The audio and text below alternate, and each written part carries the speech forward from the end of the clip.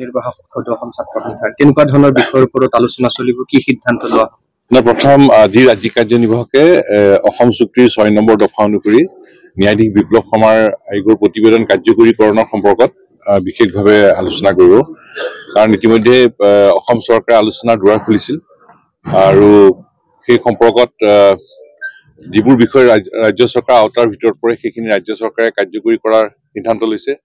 আৰু যিবোৰ কেন্দ্ৰীয় চৰকাৰ আওতাত পৰে সেইখিনি বিষয় কেন্দ্ৰীয় চৰকাৰ কাৰ্যকৰী কৰিবলৈ ৰাজ্য চৰকাৰে জনোৱাৰ কথা আছিল আৰু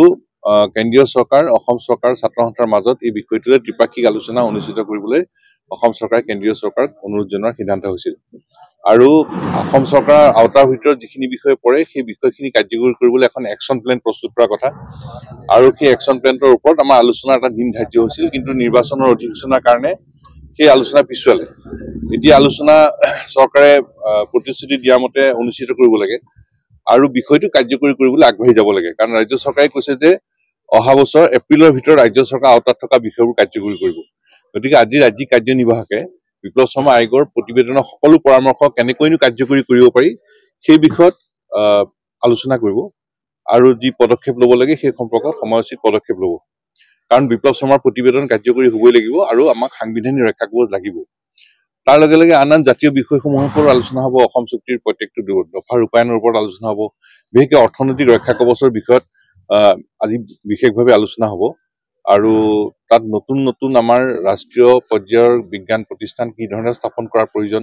কেনেধৰণৰ প্ৰতিষ্ঠানৰ প্ৰয়োজন সেই সম্পৰ্কত যোৱা কাৰ্যনিৰ্বাহকে এটা ৰূপৰেখা অংকন কৰিছিল আজি সেই সম্পৰ্কত আলোচনা হ'ব আৰু আন সকলো জাতীয় বিষয়ৰ ওপৰতে আলোচনা হ'ব আৰু আমাৰ ২৭ আৰু ২৮ জানুৱাৰী তাৰিখে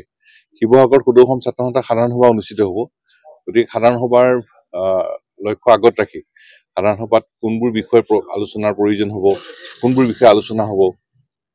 সেই বিষয়ে আলোচনা হ'ব আৰু ছাত্ৰ ছাত্ৰীৰ শৈক্ষিক বিষয়ৰ ওপৰত এটা সুকীয়া আজি আলোচনাৰ ঠাই পাব প্ৰাথমিক স্তৰৰ পৰা বিশ্ববিদ্যালয় স্তৰলৈ সকলো স্তৰৰ ছাত্ৰ ছাত্ৰীৰ যিবোৰ সমস্যা আছে সেই সমস্যা আজি প্ৰত্যেকখন জিলাৰ পৰা আমাৰ ৰাজ্যিক কাৰ্যনিৰ্বাহকসকলে লৈ আহিছে কঢ়িয়াই সেই বিষয়ৰ সম্পৰ্কতো আজি বিশেষভাৱে আলোচনা হ'ব আজি কাৰ্যনিৰ্বাহকে আলোচনা কৰিব আলোচনা কৰি সেই সম্পৰ্কত প্ৰয়োজনীয় সিদ্ধান্ত ল'ব আপুনি বিচৰা বাতৰি পাব কেৱল নিউজ 18 এপত নিউজ 18 এপ ডাউনলোড কৰিবলৈ স্ক্যান কৰক এই QR কোড গুগল প্লে ষ্টৰতো পাব এই নিউজ 18 এপ